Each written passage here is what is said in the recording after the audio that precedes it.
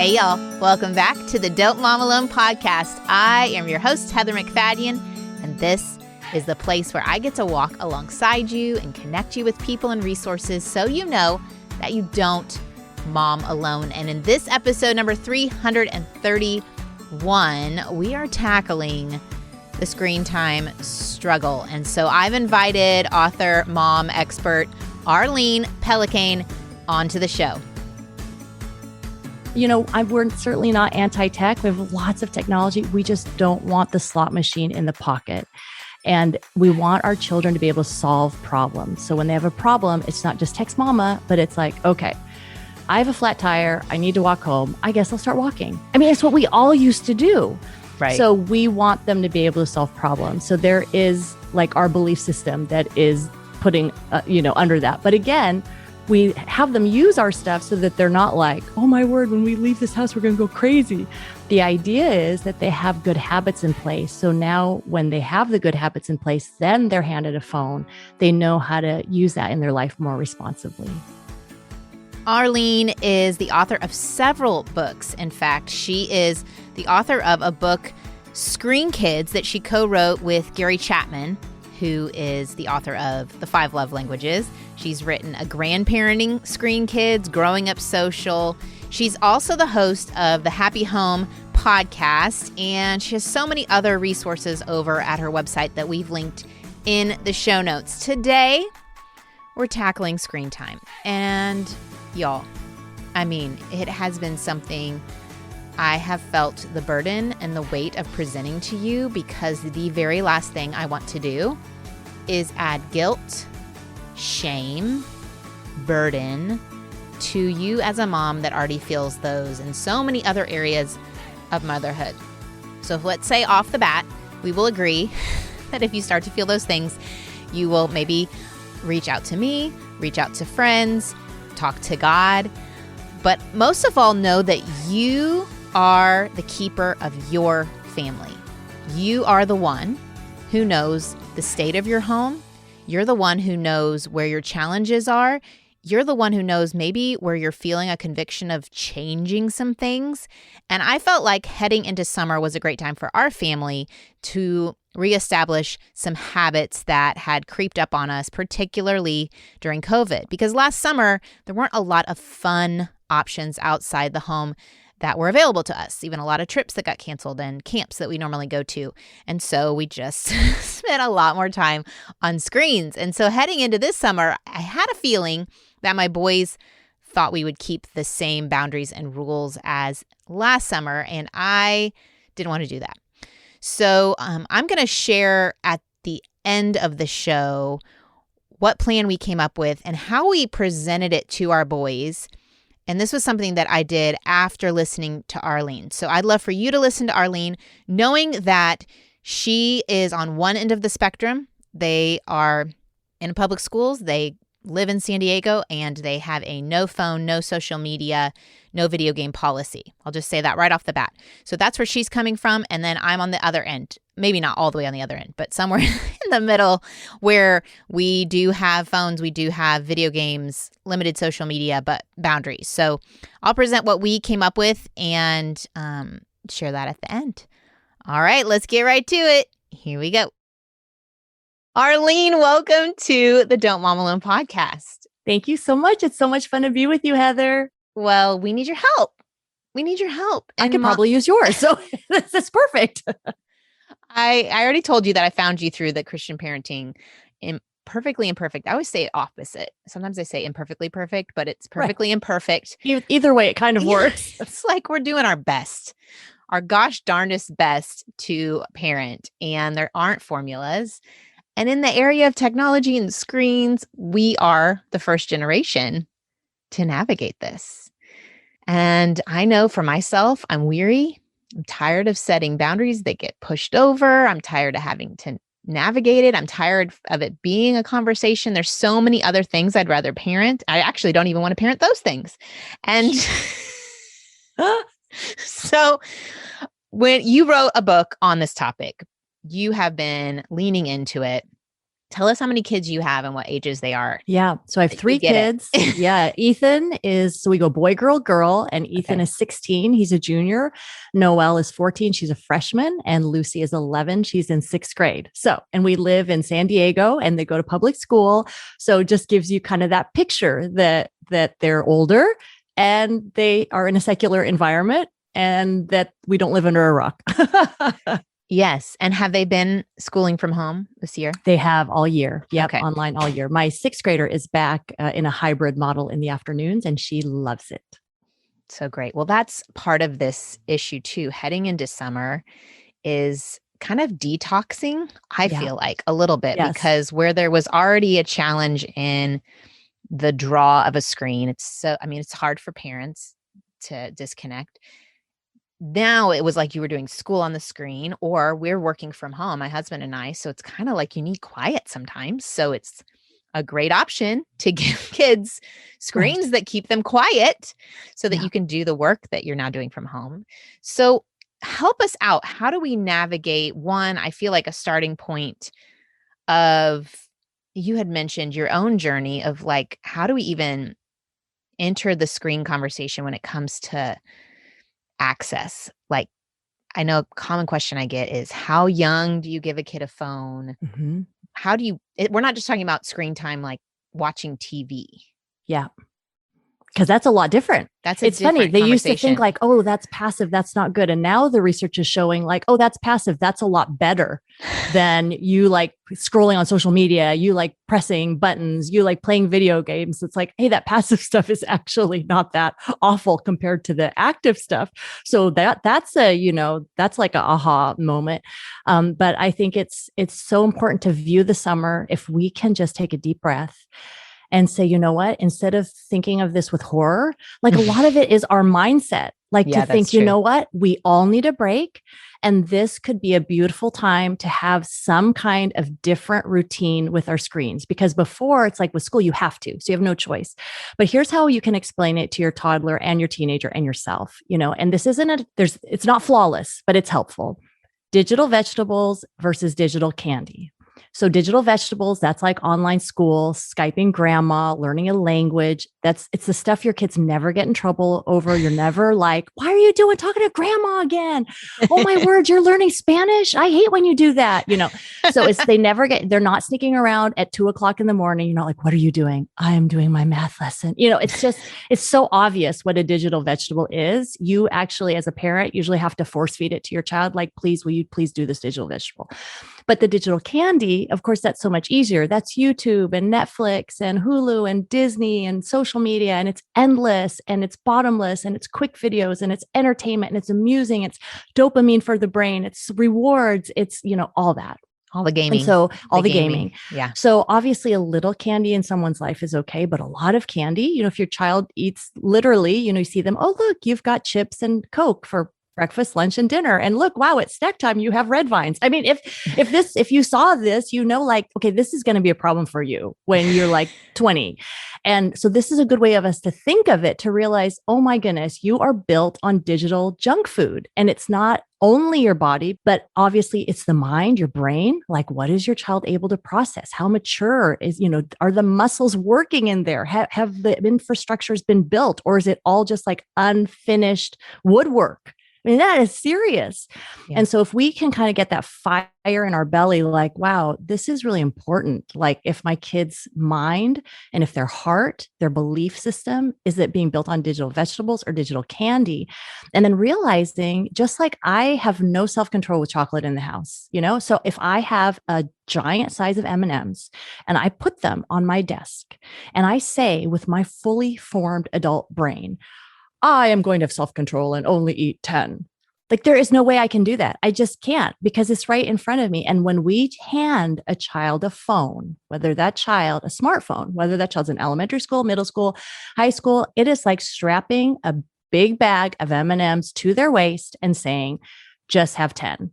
Because what are they going to do? Because we're saying like, oh, just use it for a few minutes on social media, just play one game, just use it a little bit. But there it is right there in their pocket. It's it's like part of their body. And what are they going to do? They're going to keep checking. So that's what I think before we say, hey, is my kid old enough for a phone? It's kind of that thought, like, do I really want them walking around with a big giant size bag of M&Ms all day? And do I really want to start that conversation of, hey, put that down. Hey, put that down. Hey, put that down. You've eaten like 100 today. Could you please, do I really want to start that? And I think that's a good framework to use. And, I always think kids in elementary school, my child is in elementary school, and a lot of kids have really cool smartphones in fourth, fifth, sixth grade, even third grade. You see them and they're heading out of school. I see them after school because we do have hybrid where there are real students and their heads are down into their phone. That's not how childhood's supposed to be. And going into a digital world for an elementary school child with the internet is like, hey, you know what? Let me drop you off at the mall for 8 hours and good luck. Hope it turns out good for you, and I'll pick you up at the entrance in 8 hours. I mean, you would never do that in real life. And digitally speaking, it's, I think, really important for us to say, hey, for our elementary school kids, if we need to contact you, we will get you just a text only phone. And that's how we're going to use it. So always ask yourself, what is this phone for? Why do I need it? Mm-hmm. And really work with delaying it as much as possible. Bill Gates didn't give his kids phones till they were 14.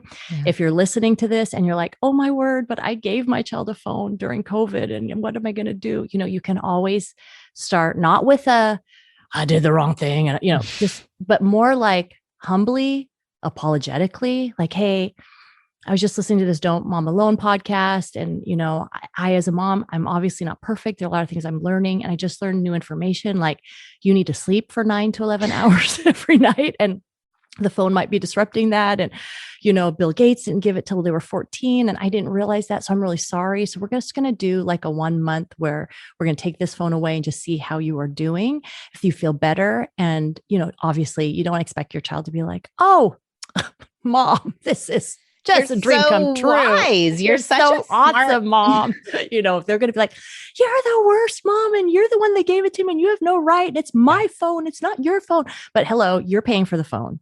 Yeah. You gave the phone. They live under your roof. You have the authority, and you can do it in a spirit of love and humility, but that doesn't mean you're a pushover. So, come on, you can do this, so it's an apology. And then it's like, hey, we're going to do this for 1 month and then we're going to revisit. And most likely in 1 month, your child reluctantly will say to you, that actually felt a lot better, mom or dad, that we did that. Yeah. And it's tricky when I know a lot of the moms that listen, they co-parent. Yeah. And there's different rules at different homes. Totally. And different access to different things. And so there's this part of me too. And I know maybe it's high ideals, but I would love for my child to be the one. I just saw my son at a 7th grade party, and there was an array of options at the table. There were cookies. They were really fun. I mean, it's the end of summer. It's the beginning of summer. Yes. Rightfully so. And I saw one of the boys walk up and he immediately picked the watermelon out of all the choices. And I said, I think your mom would be like really proud of you that you chose something that's going to really feed your body well. And he was like, oh no, watermelon's my favorite. But I was just thinking, if it could be something internally where the child is a little bit like maybe self-aware. So it's not all there's going to be external boundaries, but like an internal, man, that was too much, or this isn't going. And I know they're still children, so maybe I just have high ideals, but no, but I think what you're saying is that's where we want our kids to go. We want our kids not to possess the ability to listen to mom. We want our kids to have the ability to listen to themselves, to have the self-control to say, you know what, I am getting Fs, but I'm really good at gaming. And this is going to be a problem in my life. Like, we want them to come to that realization. And some of that could be us not rescuing them, like letting them face down their circumstances, whatever it is. I love to say, to help our kids have different skills and competencies that are outside of the digital world. So my 6th grader, she really likes horses. So during COVID, we asked around, like, who do we know that works with horses? And as a result, she's volunteering at a ranch once a week, learning how to ride horses and helping out and stuff. So it's like, okay, she doesn't have a phone. She doesn't have any social media. She doesn't play video games, but she knows how to ride a horse and she spends time outside. So finding like things your kids like, whether it's art, drawing, even 3D, that's my son, my oldest son likes to do 3D, creating things. And so that's on the computer, but I would still say that's a digital vegetable. You're like making something. So looking at your kids, giving them other skills so that because they need to feel competent somewhere. And usually where they're feeling competent is video games and social media, like, hey, I'm really popular, or hey, I'm really good at this game. So we need to give them other ways to do it. And the summer's a good time to say, like, hey, what's a hobby you want to learn? Do you want to take tennis lessons? Do you want to like do karate? Do you want to like, what do you want to do? Do you want to go on a camping trip? Should we sign you up for this? And it doesn't have to be expensive. It can be something that is, it could be sketching. I mean, it could be anything at the house that you can do, but this is a great opportunity to say, hey, we've got extra time. Let's have you learn how to cook. Let's have you learn how to drive. Let's have you, whatever the thing is, and really use that time to do that so that you're filling their day with other stuff that's not screen oriented.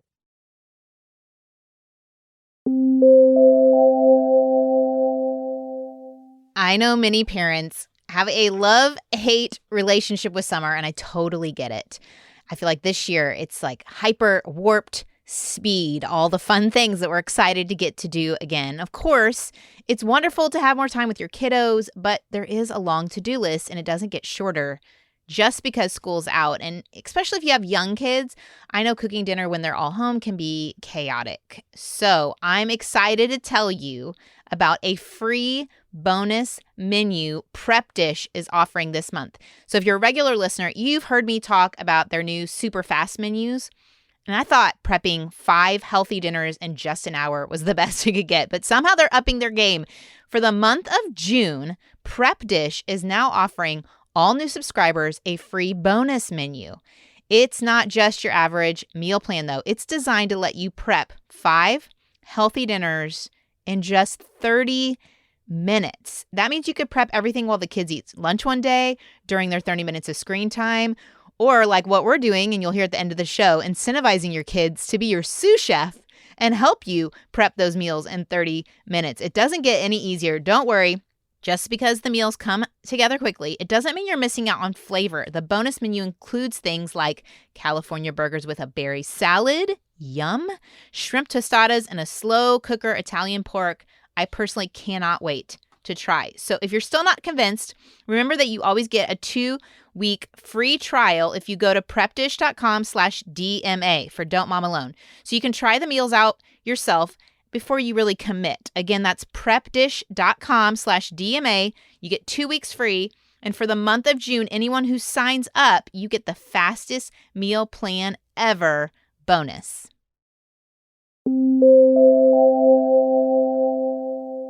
Yeah, we had just sat down as a family and asked the boys, like, what are 3 areas you want to grow in this summer? When they were little, it was stuff like, I want to learn how to ride a bike, or I want to learn how to swim across the pool, or, things that are skill related, developmentally related.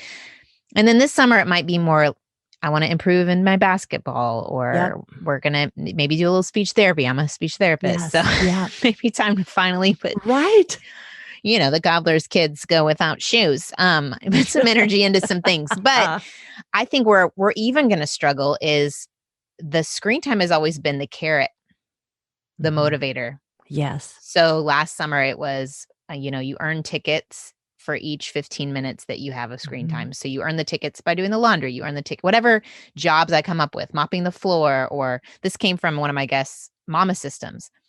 But I felt like the day then centered on the screen time, like doing all of these non-screen things, whether it's chores or reading or learning the guitar, were earning me the really good stuff, which is the candy of the digital candy. Right. And I know a lot of parents have used candy, take these pictures really great, and you're going to get a piece of candy. Right. It's like there's nothing internally motivating me. So I need this candy, or I need this screen time, but I don't really love it. I don't really love that dynamic. And you know what? And a lot of this is like trial and error. Like, you know how like sometimes you'll try something and it works for a while, then it stops working. So for a little bit, we had the magic dollar. And what would happen is, oh my goodness, you got up after dinner and you did all these dishes without being asked to do it, like the pots and the pans, you earn a magic dollar. So that's how it was in our home for a while. But then after a while, you kind of forget and you stop giving the dollars and it just kind of fades away. But truly, like instead of giving an allowance, like let's say you give your kids an allowance, instead of doing that, have them have this magic dollar system. That's a way to do it. Honestly, reward by money. We pay for reading.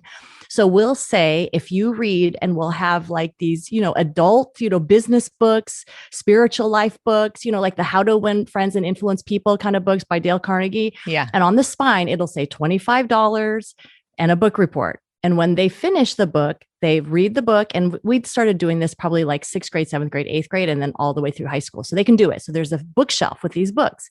And if they take the book and then they give us a report over dinner, they tell us like, what are the main points of the book? How can we use the book? How will you use the book? I mean, it's awesome. And then we pay them. Here's $25. And so for us, we feel like that's a good way to use that allowance money to give them that incentive to do stuff. So for a lot of kids, money will work. Okay. Yeah. So that's one thing.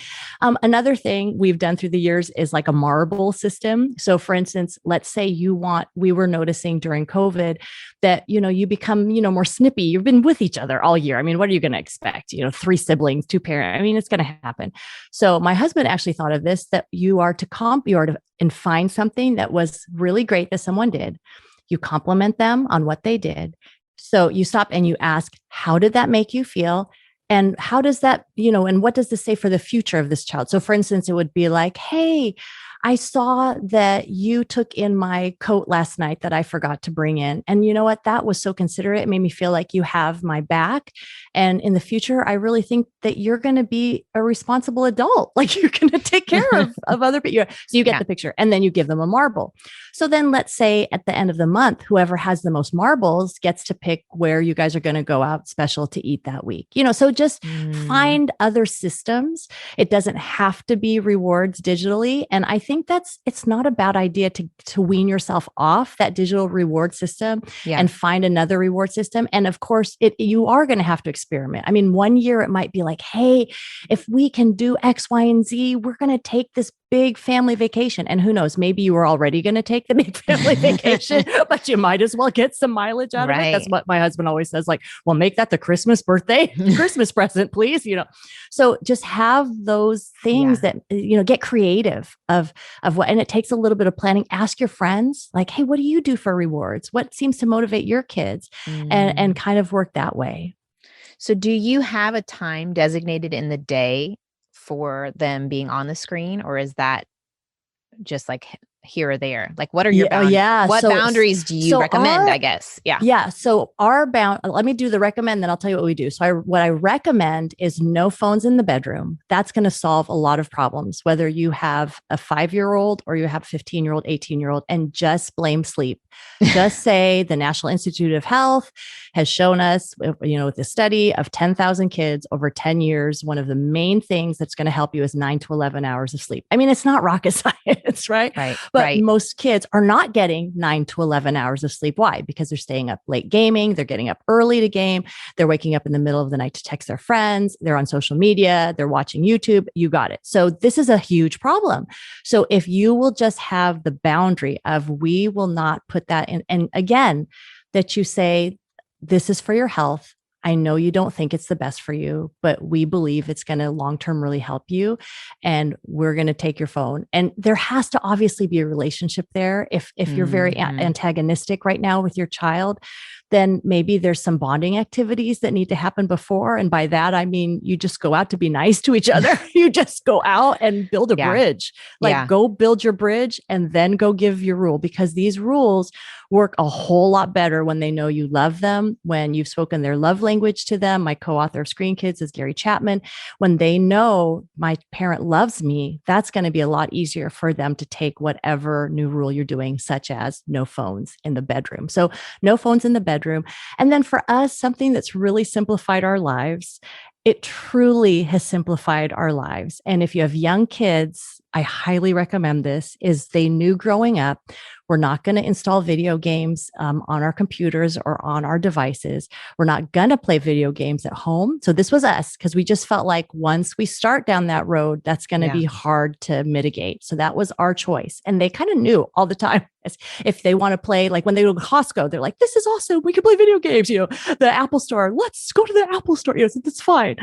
So no video games, no social media, and no personal phones. So those were our things. And obviously those are radical things, but they're also super simple things. And the reason we wanted it is didn't want the kids to build a habit of having to be addicted to looking at their phone. And let's just say it like it is. We as adults, we are addicted. We need to look at our phones.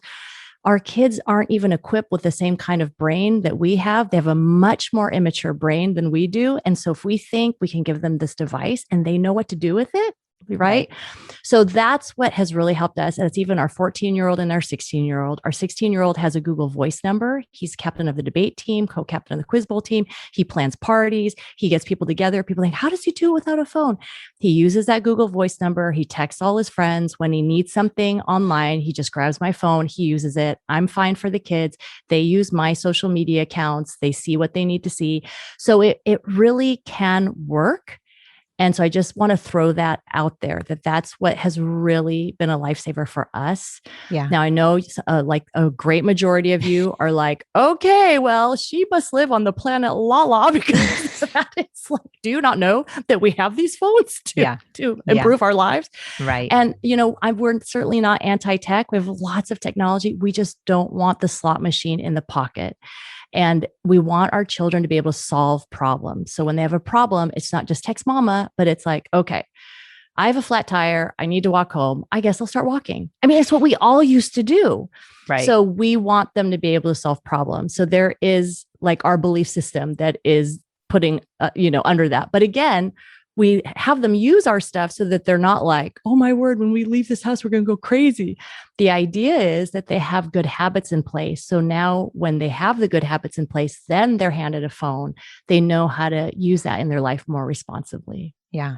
So they haven't launched yet into the college, because I feel like, so I feel like they might struggle. And you and I were talking about this, like the pain point is everybody else. And so that pressure of everybody else. So the Snapchat pressure, everybody's playing Fortnite, or everybody knows about these things. And I mean, I was homeschooled, so I'm used to being the odd person out. And that was before homeschooling was cool, maybe. It was not right? a Now thing. You think people are like, let's go homeschool after this whole year. Yeah, no. It was not a thing. And so, I'm used to being the odd person out. That's more familiar to me.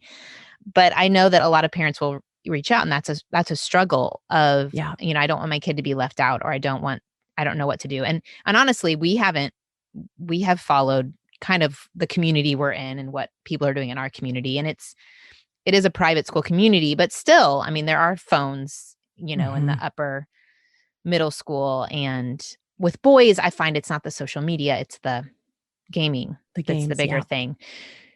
And, and to that point, I just want to say there are times it's just like, oh my word, am I making a mistake? Like, are they going to go forward and be like, my mom didn't let me play video games. I lost this epic whole part of my childhood. And so there is that trade-off. There is. Right. So you do have to accept there's a trade-off. Yeah. But then I also have to believe, I remember being on an airplane and these two strangers met in their 20s.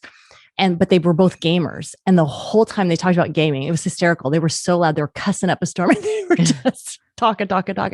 And I thought, okay, they have this bond, right? Mm-hmm. So my son will never have that, because he won't be able to meet someone offhand, be like, oh yeah, remember this? He'll be like, I didn't play that, right? But my son, when he grows up, he has a whole other like language, things he can talk about. Yeah. Whereas many times you have to think, okay, my gamer is not left out now, but later when he's a husband, when he's a father, when he's a manager, when he's a boss, when he's interviewing for a job, is he going to be able to do that? Right. Will he be able to fit in there? And that's really what has helped motivate me to say, you know what, the trade-off of being left out for a short period of time is okay for what you're gaining, for the other skills, people skills that you're gaining. And my son, the 16-year-old, has said, Mom, you know what? You're right. There are kids that if they know I don't game or I don't have a phone, they'll just be like, I can't be your friend. He's like, but there are a lot of people who can be your friend. Like he has friends, that can be your friend. And he's like, those are the kinds of friends you want. You don't want someone that won't be your friend just because you don't have a phone or you don't play video games. You get it. So it kind of weeds out who you're being friends with. So, I found that these fears, that they are kind of squashed when I think of what we're winning. Like, hey, I can talk to you and your eyes aren't glued to the screen all the time. And pornography is still something that you could certainly see on a desktop computer, but it's less likely than if you were holding this, phone in your pocket. Mm-hmm. So what advice do you have for the parents that they don't feel led to make those choices and they have chosen to do the phones and the video games and the social media? Like, how do we navigate, give tools? I mean, I love the language of digital vegetables to digital candy, but it is so addictive that it's right. Yeah. Really hard. To really watch your kids, right? Just in the same way you would watch them for like, oh my goodness, they're smoking cigarettes, whatever, just like you're aware of what they're doing. So if you see your child like a mood swing, that it's like, oh, my child used to be so calm, but now they're so annoyed. Or, oh, my child used to be happy and like kind of bounce around the house, but now they kind of just mope around. Or they used to, when we said, hey, we're going out for ice cream, they'd be like, great. They jump in the car. And now they're like, I don't really want to go. I'd rather just like watch TV. So you start seeing like behaviors of, they used to love to ride their bikes and they don't go, or they used to play the piano, or they stopped playing, etc. So change of behavior, loss of interest in activities, they haven't showered for a few days, they're not coming to dinner on time. You just see like their grades are slipping. The friends they used to hang out with, they're not really hanging out in person anymore. So all these things, you start seeing it and you're like, what's going on? Something's changing, something's wrong. And try to like get this early. Like, don't be 2 years in and like, oh my word, you're really, but just like, wow, it's been a week, you're acting kind of different. And just think about what different digital things have they been doing? Is it maybe is it more access than normal? Is it maybe a particular show they're watching? We talk about in Screen Kids, the ABCs, like watching the ABCs. What's your kid's attitude like after they've watched this program or played this game? B, their behavior. What behavior is lifted up? Like what behavior in the game or social media or people they follow, what's exalted? And then character. What kind of character is this instilling in the heart of my child? And if you see, obviously not everything, I get it. I don't live in, some things are not going to fall into those ABCs. But if you see like my kid is hardcore following a certain celebrity that is definitely not doing those ABCs, then you know that I've got to intervene and do something, or else you're just going to get sicker and sicker. So you're looking for these things, like they're sneaking around to use devices. They need more and more. You can also use the grid of casual, at risk, addicted.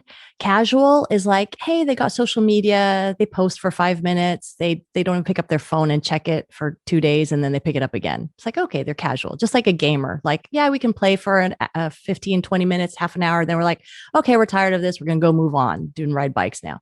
So, it's okay. They're casual. The at risk is the kid that you're like, okay, you can play on the weekends. But every day, every Monday, Tuesday, I want to play. Can I play? Can I just play 5 minutes? Can I just play 5 minutes? Then okay, this is kind of at risk. Like you kind of want this too much. And then of course you're addicted is, hey, you can't go 24 hours without playing this game. Like that's going to be a problem. So you can think in that grid and then act accordingly. If you're casual, then okay, let's just keep it casual and you're okay. But if you're at risk, you got to say, okay, what can we do so that we don't move into the addicted? And then in that addicted realm of Dr. Victoria Dunkley, she's like an expert in this whole screen addiction things. And she really recommends, and it's free. So just think of how much counseling, doctors, pills you could do, but she just recommends a 4-week screen reset that she actually calls it electronic stress syndrome, that your body is just stressed with electronics. So your body clock is off. You're not sleeping right. Your dopamine is just pleasure. It's firing all the time. Your body thinks fight or flight all the time when you're gaming. So it's just tired. So she recommends 4 weeks. And I mean, you could do it this summer, but you have to really plan, right? So that it doesn't just blindside you. But 4 weeks. And she says you'll be amazed at the change that will happen in your child of just stopping everything. So I know that's a big pill to swallow. I mean, I know it's like I am totally bought in. This is the problem. I am totally bought in, but it feels like their whole excitement of summer is that access. But isn't it funny if you really are having problems with your kids and you were told, hey, go to this certain doctor in this certain state and pay all this money, you do it. Like we would do it. We'd be like, we got to get help for this kid. We're going to do it. But to think, oh my word, 4 weeks with electronics, we can't do it. But that's, again, it's free. There's no harm in it. You know, it's going to be fine. And you just have to plan, this is what we're going to do. And it's best if you do it with another family. So if you and another family, your friends decide to do it, then it's like, let's get our people together and they all have to not be on electronics. And you'll be amazed. Like, oh my goodness, these people are rediscovering sports and play and games and discovery and building. Like that would be really great. So teaming up with other people would really help. That's good.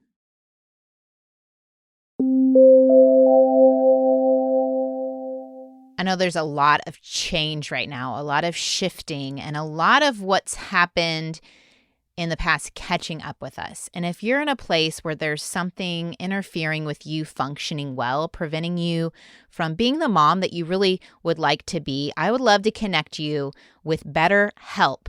They are going to assess your needs. They're going to match you with a licensed professional therapist that you can start communicating with in under 48 hours. It's not a crisis line. It's not self-help. It is professional counseling done securely online. There's a broad range of expertise that maybe you couldn't even have access to in your local area. But this service is available for clients worldwide. No matter where you're listening from, you can sign up at betterhelp.com/DMA, all caps DMA, and you can get the help you need. It is so much more affordable than traditional offline counseling, and financial aid is available. I want y'all to start living a more full life and be the mom that you really want to be. So visit betterhelp.com/DMA. That's BetterHelp, HELP, and find out why over 1 million people have taken charge of their mental health with the help of an experienced professional. And I want you to know that this podcast is sponsored by BetterHelp, and Don't Mom Alone listeners can get 10% off their first month over at betterhelp.com/DMA.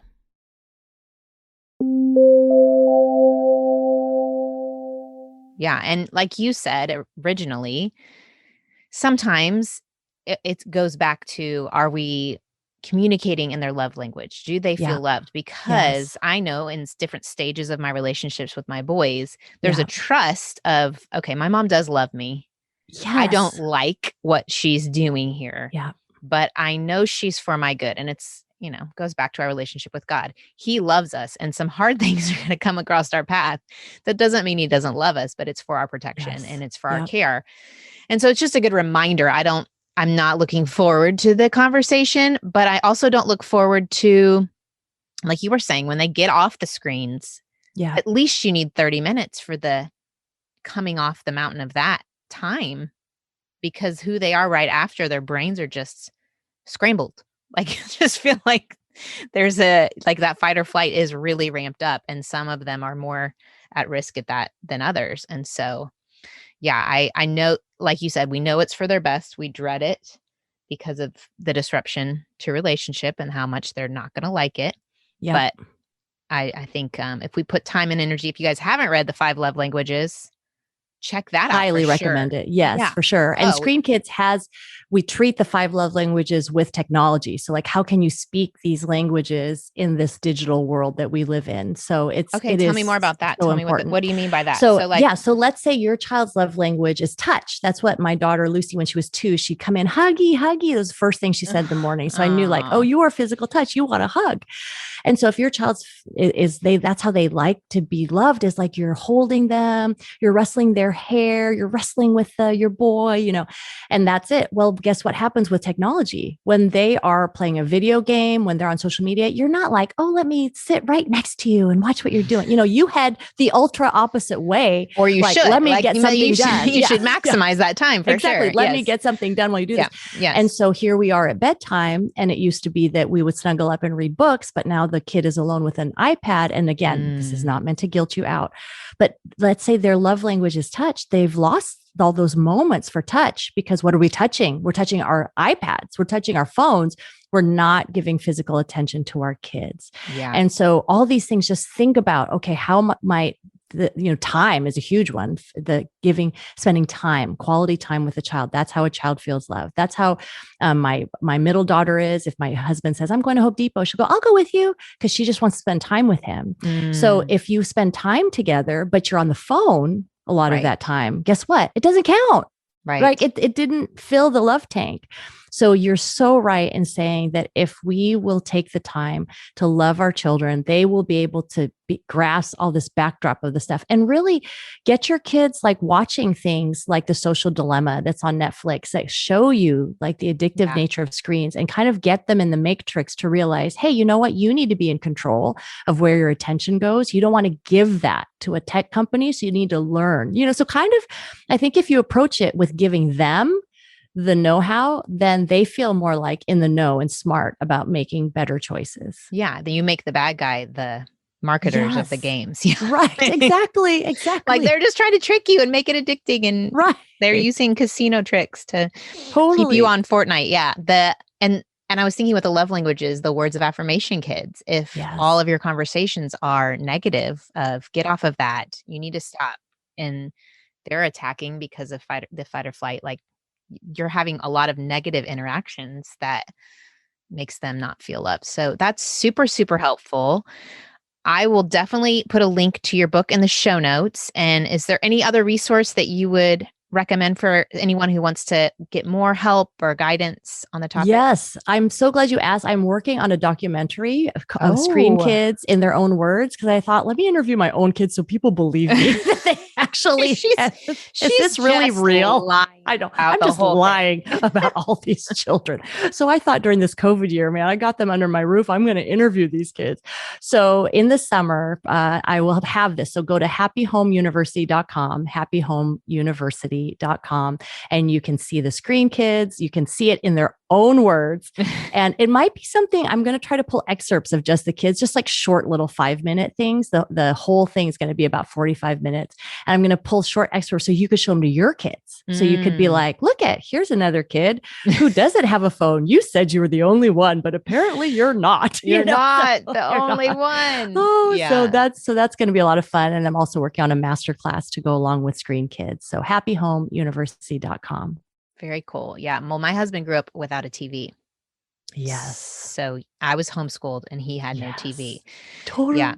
Yes. And we're okay. We're doing okay. Yes, you're doing. I'm a little awkward, but you're doing way more than okay. Yeah, let me point out. Yeah, well, we're doing okay. But he would say his there was a cleaning lady that would come to their house, and she had a little handheld TV, like the ones that you could carry around. Yes, and he used his money to buy a Nintendo to hook up to her little TV for whenever she once came. Every other week or whenever she came, he could play on that tiny little TV. But he said his parents, I guess the TV broke, and they noticed that he and his sisters were going to other people's houses more. They were, engaging socially more, and they didn't care if when they were at other people's houses, they watched TV, but just like be with those people. So anyway. Yeah. Mm-hmm. That was the old school having to manage screen time.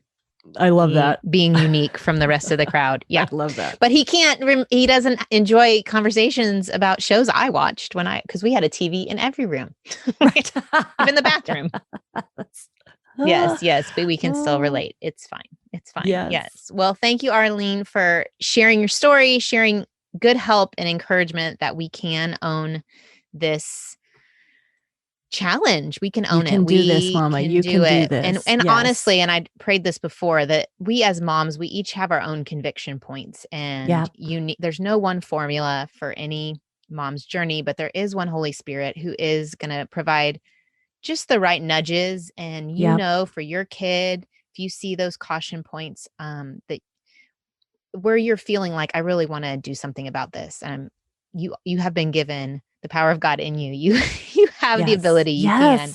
And you can ask the Holy Spirit, Lord, show me what to do. And he will tell you, like, go in your child's room right now and look at their phone. And they'll be like, oh, 100%. Look at this awful text. I've heard that so many times from moms. God will tell you what to do. He wants to help you. Yep. He is a better parent than I am. Yes, for sure. All of us. Oh, well, thank you so much. And I hope you have a great week. Adios. Thank you. Okay.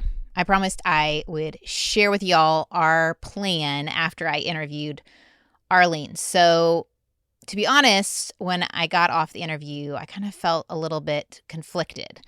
I was sorting through where was there right conviction, like changes that needed to be made in our home, and where was I feeling like I needed to be more like their family. And so that's what I'm hoping you all will lean into more. What should you do for your family? So I told Bruce, I feel like we need to change some habits, some things that were formed last summer, and some habits that I wanted to undo. I mean, last summer was a totally different thing. It just was. It was set apart in its own way.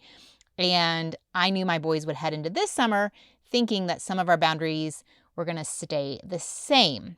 I wanted to get on the same page with Bruce. I wanted to share her language about digital candy, digital vegetables, and even just knowing our boys and each boy, how they're managing technology as far as, are we at a point where it's casual? Are we at risk? Are we leaning into addiction? And some of the behaviors we're seeing. So he and I came up with a plan. We wanted to cover several different areas because we weren't going to use technology screens as the reward anymore. I really felt that was a personal conviction.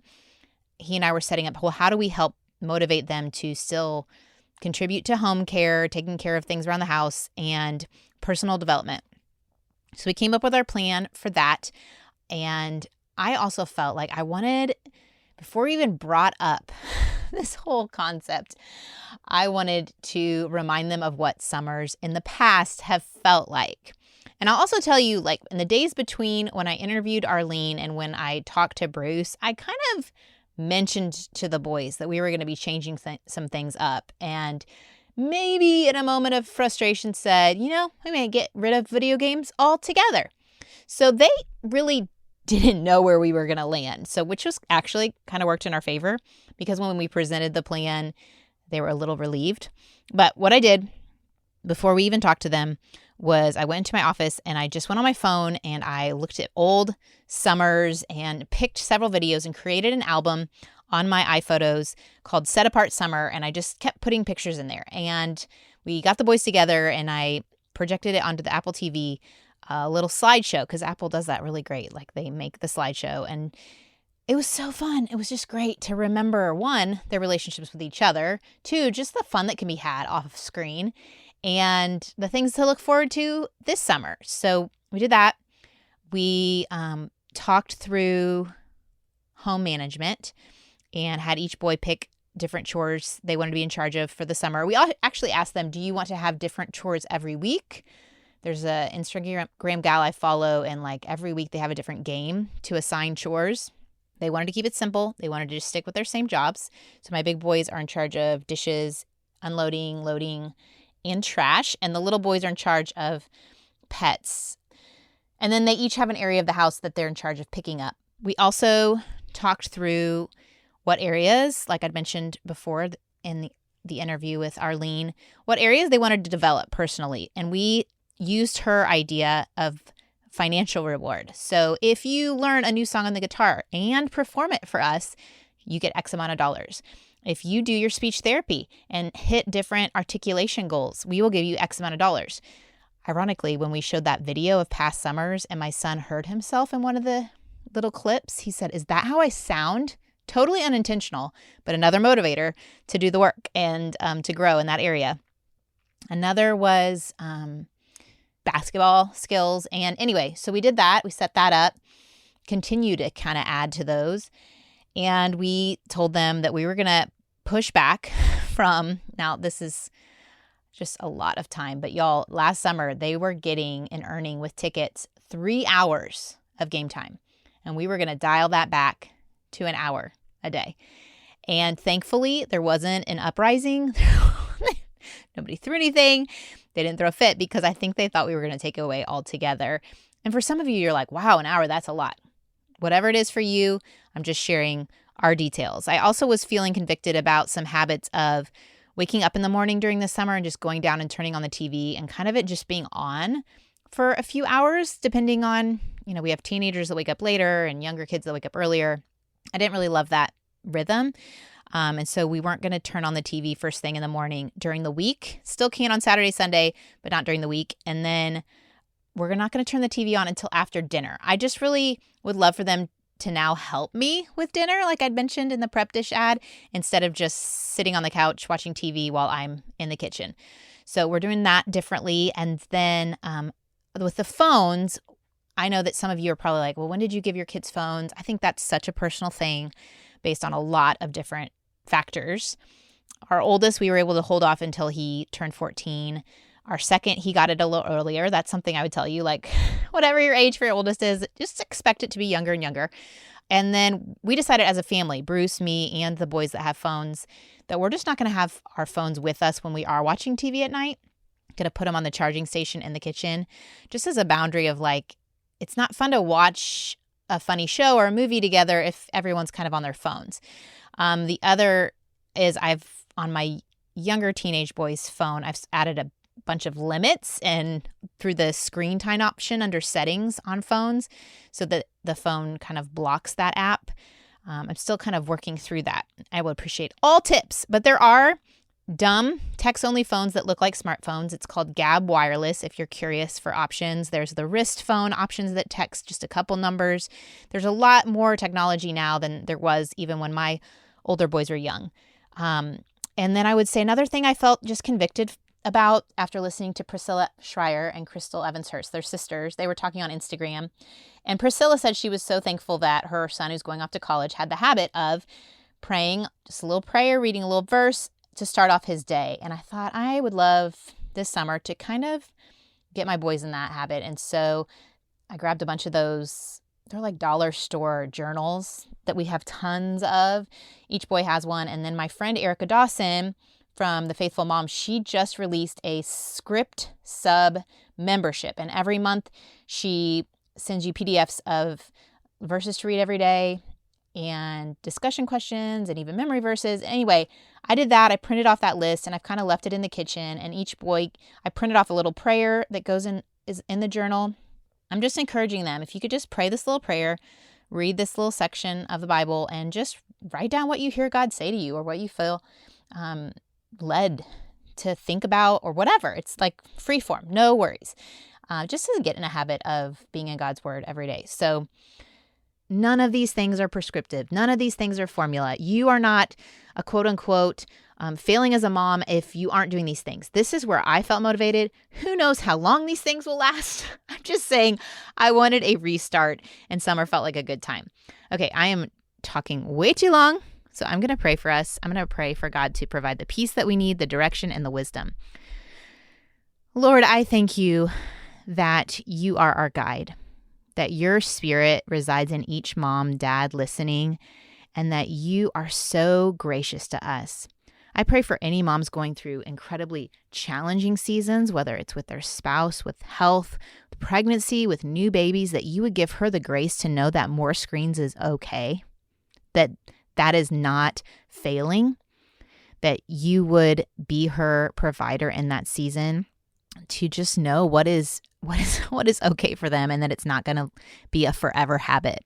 If anything, we know we can always dial back and add in as needed to survive the season that we're in. I pray, Lord, that you would just give her a peace. I pray against any guilt, shame that moms are feeling, that you would be their comfort. And I pray for unity in marriages as they're discussing these things, that you would guide those conversations. I pray for unity in families as you guide those conversations. I pray for our next generation who are having to deal with temptations and distractions that other generations didn't have to deal with. And I pray that they could just be all in for you, God, and whatever they're doing, that their hearts would be drawn to you. In Jesus' name, amen. All right, so this is the last new episode for this spring season. We start our Summer of Mentorship next week, and they're just going to pop up in your podcast player just like regular, and we'll have discussion questions. If you want more support for if you're going to do a podcast club for the Summer of Mentorship, if you're going to meet together with women and discuss the episodes, just go to don'tmomalone.com/join, and you can sign up for emails. And we have a Facebook group where some moms share ideas. I pop in there occasionally, so join us over there if you want. And I'll meet you back here by next week. Adios. I hope you enjoyed this episode of the Don't Mom Alone podcast. If you're wanting to connect with more people and more resources to help remind you that you're not alone, head over to don'tmomalone.com. That's where you'll also find show notes with any links mentioned by our guests. Most importantly, I want you to know the good news, the great news that you're not alone because God has promised to always be with you.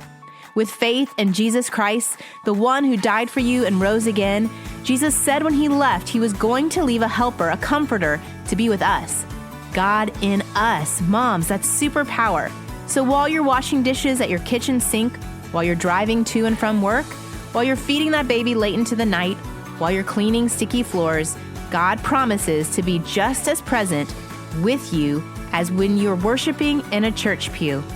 As it says in Zephaniah 3:17, the Lord your God is with you. He is mighty to save. He takes great delight in you. He will quiet you with his love, and he will rejoice over you with singing. Now that's good news. Have a great day.